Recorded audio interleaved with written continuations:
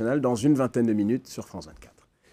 Bienvenue dans le débat. L'argent fantôme de la CIA. Le New York Times révèle cette semaine que depuis le début de la guerre en Afghanistan, les renseignements américains livrent chaque mois des centaines de milliers, voire des millions de dollars en espèces à la présidence afghane.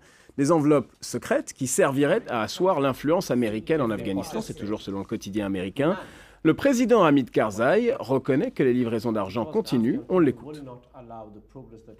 There has been cash monthly coming. Le Conseil national de sécurité reçoit bien de l'argent chaque mois. Mais ce ne sont pas des millions. Quelques centaines de milliers de dollars, 400 ou 300 000 par mois, je crois. Et cet argent est utilisé pour le travail quotidien, pour aider les blessés et les malades, et pour d'autres opérations. D'autres opérations. On va voir de quoi il s'agit dans quelques instants. La CIA en a-t-elle eu pour son argent? Peut-on acheter la paix en Afghanistan? On en parle avec mes invités ce soir. David Rigoulet-Rose, vous êtes enseignant et chercheur attaché à l'Institut français d'analyse stratégique, auteur de l'Afghanistan 2014, retrait ou retraite. C'est aux éditions L'Harmattan. Merci de nous avoir rejoints sur le plateau de France 24. Nous recevons également l'ambassadeur de la République islamique d'Afghanistan en France, le docteur Assad Omer, sur le plateau de France 24. Merci d'être avec nous. Atman Tazagart, rédacteur en chef à France 24. Vous êtes un spécialiste des mouvements islamistes, l'auteur avec Roland Jacquard de Ben Laden, la destruction programmée de l'Occident et les héritiers de Ben Laden. C'était en juin 2011, il y a 1 an et demi. Et également avec nous en direct depuis Boston, Charles Cogan, ancien directeur de la CIA en France. C'était à la fin des années 80, de 84 à 89. Vous avez passé 37 ans à la CIA. On revient vers vous dans quelques petites secondes. D'abord, monsieur l'ambassadeur, quelle précision pouvez-vous nous apporter sur ces valises secrètes de la CIA qui seraient livrées tous les mois à la présidence afghane? D'abord, je dois vous dire que... Qui sont livrées d'ailleurs, on peut le dire à l'affirmative, puisque Hamid Karzai le reconnaît. Oui, livrées, mais comment ça? Voilà, je vais vous dire. Ce qui se fait qu'en 2001, après la chute du Taliban, toutes les structures de l'État étaient pas là. Et surtout, les structures bancaires s'étaient effondrées. Donc, il fallait une aide internationale et surtout, bien sûr, un grand pays comme les États-Unis nous ont aidés. Et là, c'était indispensable pour certaines dépenses, c'est tout à fait normal. Et puis d'autre part, après, bien sûr que les choses sont plus... on va arranger, il y a des banques, il y a des on n'est plus en 2001, il y a un gouvernement central qui fonctionne. Qui a et les États-Unis, depuis toujours, disons depuis 2001, aident l'Afghanistan. Il n'y a aucun secret par là. Et il y a USAID et d'autres qui aident pour les questions de l'armée de l'Afghan. Mais là, vous évoquez les flux financiers connus de la part des États-Unis pour soutenir l'État afghan. C'est de l'aide humanitaire, c'est de l'aide pour la reconstruction du pays. Mais là, ce que le New York Times révèle cette semaine, c'est tout à fait autre chose. Là, ce sont des fonds secrets dont la destination échappe à toute comptabilité. Pour remplir quels objectifs, on ne le sait pas exactement. Et qui proviennent de la CIA. Et qui proviennent de la CIA. Des œuvres caritatives, ça se saurait. Voilà, effectivement, c'est pas pour faire de l'humanitaire. C'est enfin le gouvernement américain, vient du gouvernement américain. Et là, comme le président, vous avez très bien mentionné, qu'il n'a pas démenti, il a dit que c'est un moment nécessaire. Et c'était pas une somme, très grande somme, mais des sommes qui venaient. Et maintenant, comme on a caricaturé dans l'article que c'était les pour vous, valises, c'est une caricature. les choses. Non, ça vient, ça c'est à la présidence, ils savent, aucun problème. L'article s'appuie sur plusieurs conseillers, un seul est nommé, mais il y a plusieurs conseillers. Un seul est nommé, mais il y a plusieurs conseillers qui ont donné les informations sur lesquelles se fonde l'article, qui parle de millions de dollars. Et puis l'article évoque 2 objectifs principaux. 1, asseoir l'influence des États-Unis au sein de la présidence afghane.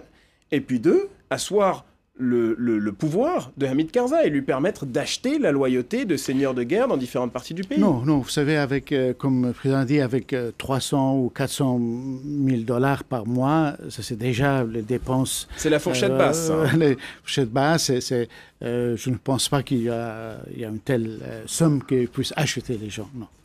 D'accord. Alors, on va aller tout de suite rejoindre Charles Cogan, qui est en direct depuis Boston, ancien directeur du bureau de la CIA à Paris. Est-ce que ces révélations vous surprennent ou pas du tout?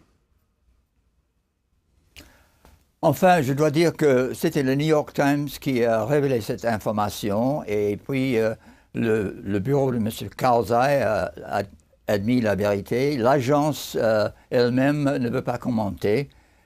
Vous pouvez tirer vos propres conclusions. Moi, je n'en sais rien. Je suis en dehors de la CIA actuellement et il y a une devise à l'agence qui est la suivante. In is in and out is out. Ceci dit, je crois qu'il faut remonter au moment du 9-11, c'est-à-dire du 11 septembre, où on a cherché immédiatement après cet événement à renouer des contacts en Afghanistan avec l'Alliance du Nord, et l'agence l'a fait, et on a aussi fait des prospections dans le sud, dans la région des Pashtuns, et on a établi les contacts avec diverses personnalités. Avec des billets verts. Présumément, mais je n'en sais rien. Ouais, cette partie-là de l'histoire, j'ai envie de dire, n'est pas vraiment sujette à polémique. C'est assez bien documenté, David Rigolet-de-Rose, qu'en 2001, au début de l'invasion américaine, au début de l'attaque américaine, effectivement, l'armée a acheté le soutien de milices avec de l'argent. Il a fallu de toute façon accélérer un processus qui était le renversement du régime taliban. Donc dans le cadre de cette stratégie sur le terrain, on a envoyé un certain nombre effectivement de membres de la CIA avec des valises de dollars pour faire basculer les allégeances. Et d'ailleurs, ça a été relativement efficace, parallèlement aux opérations militaires menées par l'Alliance du Nord. C'est vrai que le régime taliban s'est effondré assez rapidement et vraisemblablement les sommes allouées à certains chefs de guerre y ont été pour beaucoup. Donc ce phénomène n'est pas récent. D'ailleurs, il y en a un bien connu, Dostum, qui s'est déjà vanté Rachid dans un Dostum, article de presse écrite, d'avoir oui. demandé à la présidence des certaines sommes, je pense que c'était des centaines de millions de dollars, afin d'assurer la stabilité dans sa partie du pays. Notamment du Nord, effectivement, puisque c'est Rachid Dostum, c'est la partie ouzbek, et ça fait partie d'un équilibre global de la société afghane. Je dirais d'ailleurs que ces formes de fonds, de flux, ne sont pas propres aux Américains, puisqu'il y a eu, en 2010, on a évoqué les valises de dollars venant de Téhéran jusqu'à Kaboul. Donc voilà, il y a un certain nombre de donateurs, de généreux donateurs, avec des intérêts évidemment respectifs à faire prévaloir. Dans ce cadre-là, c'est pas nécessairement une énorme surprise. C'est plutôt la marque, l'expression d'un déficit, j'allais dire, de gouvernance. Et en même temps, il faut être relativement indulgent dans la mesure où il n'y a pas d'administration fiscale, la notion de recouvrement de l'impôt est inexistante, etc. Donc on est dans une configuration qui, évidemment, rend largement possible ce genre de pratique.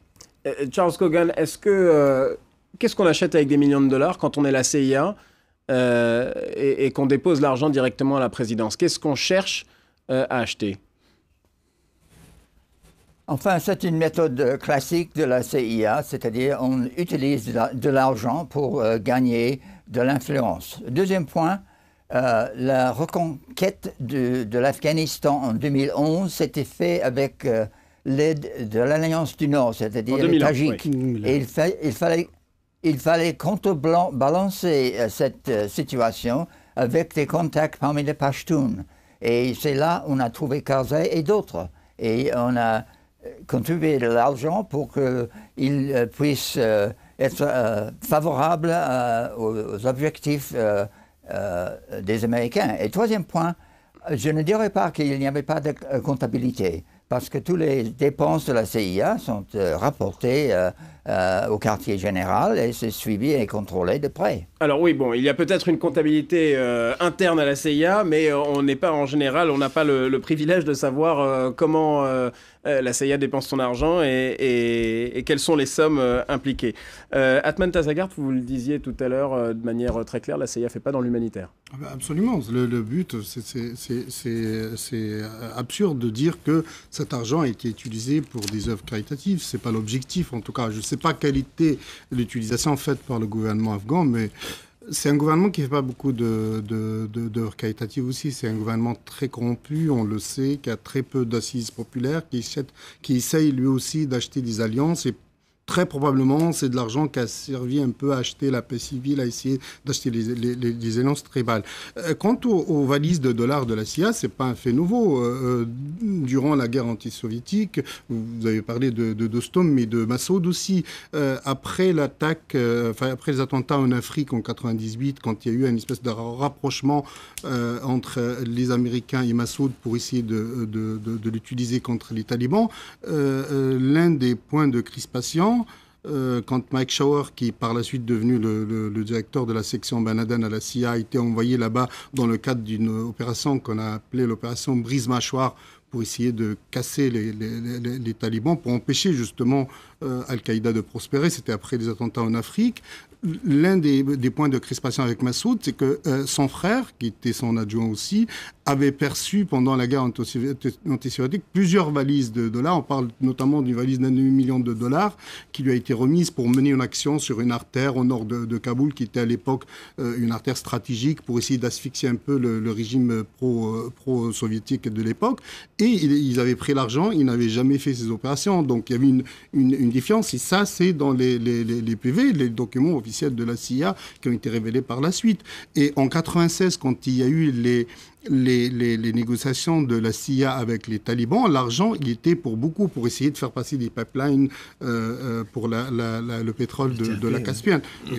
Et après les attentats en Afrique en 1998, il n'y avait plus de possibilité de négocier directement, ça s'est crispé, mais le prince Turki d'Arabie Saoudite, qui était le directeur des services secrets saoudiens, est allé à 4 reprises négocier avec le Mollah Omar, et le Mollah Omar, contre de l'argent, a accepté d'extrader Ben Laden, non pas vers les États-Unis, mais vers l'Arabie Saoudite ou un autre pays musulman pour qu'il soit jugé, et ça n'a pas marché parce que Ben Laden, utilisant de l'argent aussi, à changer le rapport de force. Donc les talibans ne sont pas seulement des rêveurs, des fanatiques, comme certains éléments d'Al-Qaïda peuvent l'être. Moi, j'ai rencontré en 2002 à Dubaï un des neveux de Mollah Omar, qui avait un document officiel du Mollah Omar l'autorisant, avant le début de la guerre américaine en Afghanistan, à faire sortir des documents qui étaient pour certains des manuscrits millénaires, et il essayait de les revendre à Dubaï en contrebande. Donc les talibans ils sont fanatiques, mais ils sont très sensibles à l'argent. Absolument. Monsieur l'ambassadeur, aujourd'hui, l'état de l'Afghanistan est tel qu'il faut acheter la loyauté, la stabilité de certains notables, de certains chefs de guerre en espèces? Non. Non. Oui, contrairement à ce que monsieur a dit, c'est vrai qu'en 2001, l'administration fiscale n'existait pas. Mais revenons à 2013. Oui, ça existe, l'administration fiscale existe. Et de plus en plus, notre revenu, les recettes fiscales augmentent. Aujourd'hui, c'est plus de 60% de notre budget, ça vient de recettes des impôts et de recettes des douanes. Donc là, voilà, il y a aujourd'hui, l'Afghanistan a un parlement, les gens sont élus. C'est vrai que parfois on dit que voilà, au parlement il y a des warlords sont élus, mais ils sont élus démocratiquement dans leur province. Des chefs de guerre, oui, si, il y en a, sauf qu'ils disent, par exemple, les gens disent, mais il y a un gouvernement qui n'est pas, contrairement à ce que monsieur dit, qui est tombé du ciel. Et chaque ministre doit avoir la confiance, le vote de confiance du Parlement. Comme dernièrement, vous avez vu que certains ministres ont reçu défiance du Parlement. Donc, a été démis de fonction par les députés. Monsieur l'ambassadeur, on ne dit pas qu'il n'y a pas eu de progrès. Ce n'est pas mon propos, qu'il n'y a pas eu de progrès en Afghanistan depuis 10 ans. La question est de savoir si l'État de l'Afghanistan aujourd'hui permet de gérer le pays sans distribuer des enveloppes à chacun. Non, il n'y a pas d'enveloppe aujourd'hui. Alors, on va regarder quand même le classement de l'Afghanistan par Bon, et je ne veux pas dire que la corruption n'existe pas. La corruption, peut-être au niveau des douanes, au niveau... Ça n'existe pas. On Mais regarde le classement que... Transparency International quand même de l'Afghanistan, le classement corruption. Donc en première place, pas de surprise, les pays du Nord. Et en revanche, les pays où la corruption est le plus présente, on trouve l'Afghanistan en 174e place, à côté du Soudan et de la Corée du Nord. Donc c'est pas franchement un pays qui s'illustre par la transparence des transactions. Et c'est un pays où la corruption reste un problème endémique. Par exemple, corruption, on le dit dans la police ou dans d'autres... Mais ce n'est pas à ce stade-là, je crois. On écoute Charles Cogan qui veut intervenir depuis Boston. Oui, j'ai 2 points à soulever. D'abord, chaque action de la CIA à l'étranger, en dehors du cadre strictement du collecte de renseignements, doit avoir l'autorisation de la Maison-Blanche dans la forme de ce qu'on appelle presidential finding. Ainsi, certainement, si ces histoires sont vraies avec tous ces dons d'argent, il fallait avoir préalablement un presidential finding. Deuxième point, je note qu'on a parlé de le meeting à Kandahar entre Mullah Omar et le prince Turki qui n'a pas abouti à la libération de Ben Laden. Et en parlant de Ben Laden, il faut souligner que l'agence n'a jamais été en contact, à ma connaissance, avec Ben Laden. Et toute cette histoire d'un meeting à Abu Dhabi où Ben Laden se trouvait dans un hôpital est faux.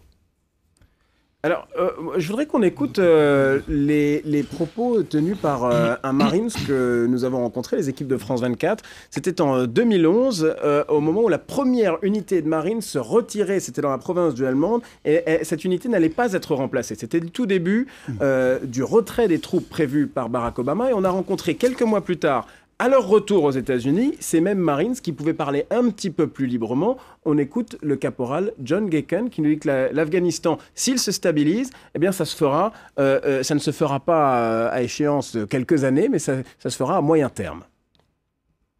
Je déteste le fait qu'on se retire d'Afghanistan. Pour moi, c'est trop tôt. Le gouvernement afghan mettra peut-être 10 ans avant de se mettre en route, avant d'être enfin une machine qui fonctionne. Ça pourrait même mettre 20 ans. Ou alors dans 10 ans, tout pourrait s'écrouler. Les talibans pourraient reprendre le contrôle. La corruption, le pouvoir, tout ça, ça pourrait faire couler le pays. Alors ça, ce sont les propos tenus par un Marine qui a passé 6 mois en Afghanistan. En l'occurrence, dans son cas, c'était sa deuxième tournée en Afghanistan. Et j'ai envie de dire, même au niveau du soldat de base, on constate que la corruption est un facteur d'instabilité en Afghanistan. Tout à fait. Nous le reconnaissons. Vous voyez, en Afghanistan, par exemple, il y a plusieurs instances pour lutter contre la corruption. C'est aux instances gouvernementales, au Parlement, il y a des choses. Même au sein des parlementaires, il y a des groupes qui veulent contrôler justement la corruption s'il y a parmi les députés. Donc, il y a la lutte continue. La lutte continue. Il ne faut pas oublier quand même, c'était une économie de guerre. Il y avait des milliards de dollars qui venaient en Afghanistan. Et tant que nos structures, nos lois se mettent en place, ça a pris du temps. Et voilà, peut-être un mauvais pli qui a été pris, mais la lutte continue. Et ce n'est pas quelque chose que c'est acceptable. Chaque jour, c'est continu. Il y a des juges, quand ils sont arrêtés, sont en prison, des juges qui sont impliqués dans la corruption. Et ça veut dire que ce n'est pas quelque chose que, vous voyez, que ça la lutte continue. contre la corruption continue. Absolument, je vous arrête absolument. là, monsieur l'ambassadeur. On continue la conversation dans quelques instants après cette courte pause.